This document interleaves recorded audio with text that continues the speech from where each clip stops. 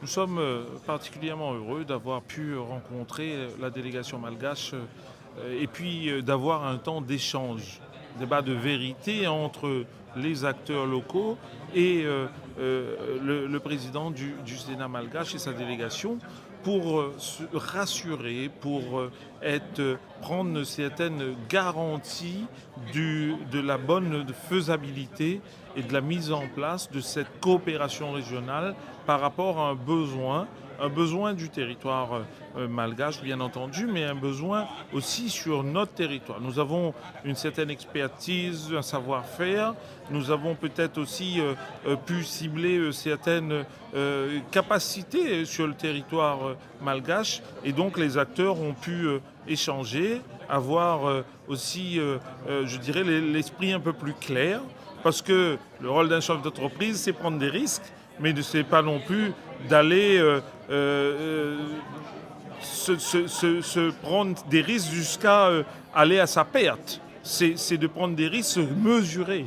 Et donc ce territoire qui un certain nombre par rapport à la sécurité, par rapport à la sécurité d'investissement, par rapport à l'approvisionnement, par rapport aux normes, ce sont des questions qui sont revenues et nous avons l'occasion, en tout cas ils ont eu l'occasion de comprendre et de cibler le besoin, les freins qui doivent être levés pour faciliter les échanges entre nos deux îles.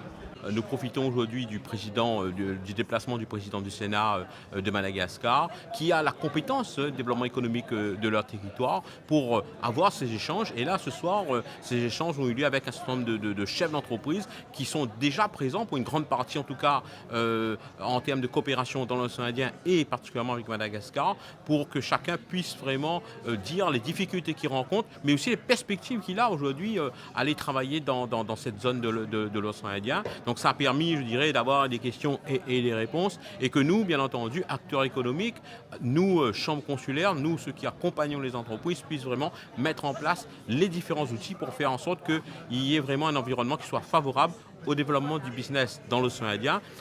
Développement, bien entendu, qui soit gagnant-gagnant pour les entreprises de Madagascar, pour les entreprises de La Réunion et de manière un peu plus générale pour la population de Madagascar et pour la population de La Réunion. On a bien vu que ces dernières années, ça a été compliqué avec la crise Covid. On voit aujourd'hui la difficulté que nous avons aujourd'hui sur l'approvisionnement, les matières premières et autres. Donc on voit bien que sur des circuits courts, travailler avec Madagascar, on dit que Madagascar aujourd'hui est le grenier de l'océan Indien, il y a beaucoup de possibilités. Le président du Sénat et sa délégation ont pu voir ce que nous faisons aujourd'hui à la Chambre de métier, en termes de formation, en termes d'accompagnement, je dirais, de notre population. Donc vraiment, c'est un tout que nous souhaitons mettre en place et pouvoir travailler avec l'ensemble des partenaires, bien entendu les collectivités, régions, départements, l'État, les chambres consulaires, faire en sorte vraiment que nos entreprises puissent faire de la coopération dans l'océan Indien de manière la plus facile possible. C'est avec beaucoup de plaisir que j'accompagne cette délégation dans leur visite à La Réunion. Donc aujourd'hui, nous, à la Chambre d'agriculture, on ne voit pas Madagascar comme un concurrent, au contraire, on le voit comme un partenaire qui demain peut nous assurer certaines productions qui nous manquent à La Réunion, qu'on ne produit plus ou qu'on n'arrive pas à produire. Donc il faut vraiment régionaliser également notre agriculture. Il faut, en fonction de ce que produit La Réunion, pouvoir importer de la grande île avec bien sûr un cahier des charges qui soit élaboré en commun entre nos deux îles pour qu'on puisse correspondre sur notre garantie sanitaire, mais voir Madagascar comme un partenaire et non pas comme un concurrent commercial face à nos productions locales. Donc la Chambre d'agriculture sera très vigilante là-dessus. Donc notre premier accompagnement qu'on fera avec Madagascar, c'est un accompagnement technique, un diagnostic du potentiel de Madagascar et apporter notre expertise réunionnaise de l'agriculture sur la grande île. Les céréales qui peuvent être en partie produites à Madagascar, donc ça on ne le fait pas à La Réunion, mais c'est un volet qui est très intéressant à exploiter sur Madagascar. Donc vous avez également le riz, sur Madagascar qui est très présent, c'est d'accompagner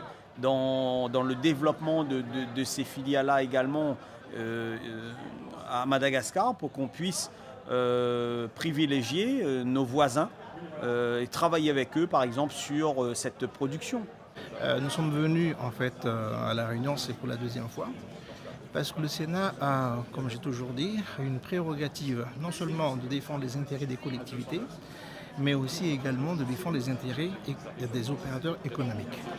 Donc lorsqu'on a vu, surtout exposé par la crise actuelle, sur le fait que La Réunion importe des produits ou exporte des produits de la Chine, de l'Inde, de l'Argentine, alors que Madagascar est à 2 heures de vol et à 2 jours de bateau, il n'est pas inconcevable à ce que cette situation perdure.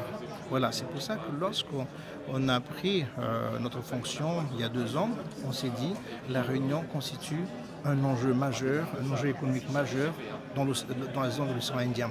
C'est pour ça que nous sommes venus.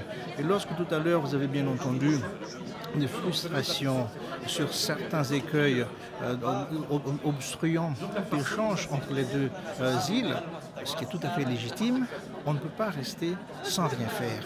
Donc c'est pour ça que nous sommes venus et nous remercions, au nom du président du Sénat, nous remercions les 3 présidents des chambres consulaires, chambre des métiers, chambre de commerce et chambre de l'agriculture, sur leur initiative, parce que seuls nous n'arrivions pas. Donc c'est pour ça que nous comptons fédérer notre force avec les opérateurs économiques des 2 îles pour faire quelque chose, pour enlever tous ces écueils, parce qu'il y a un enjeu économique majeur pour les 2 pays dedans. Voilà, c'est pour ça d'ailleurs qu'on est venu. Notre idée justement, c'est qu'il faut qu'on établisse une sorte de calendrier d'action pour évaluer cela. Parce que nous ne pouvons pas nous contenter des déclarations, parce que les gens ne vont plus nous croire. Donc comme disait, la meilleure pédagogie, c'est l'exemple. Nous ne sommes pas là pour la pédagogie, mais simplement on doit montrer par l'exemple ce que nous disons. Comme ça, au moins, ça va évoluer dans le sens. Mais nous, ce que je peux vous dire actuellement, c'est que nous avons cette volonté farouche de faire avancer les choses.